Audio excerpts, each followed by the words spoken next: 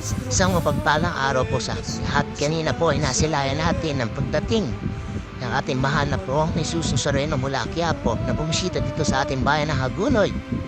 So ito nga po, ihatid po natin siya ngayon patungong sa parokya ni San Juan Bautista na matatagpuan sa San Juan, Hagunoy, Bulacan. At yan po ay mga nagbibigay-bigay na po ng mga panyo, tangang punas. At yan po, na po siya dito sa kanto ng Palapat upang iglakad at iposisyon na papunta ng parokya. Tara po mga kapatid, samahan niyo po kaming maghatid papuntang parokya ni San Juan Bautista.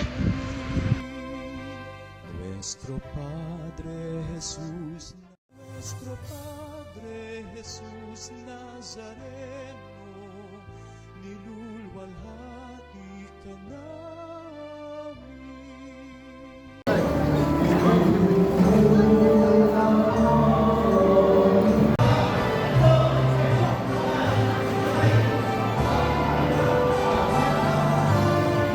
Viva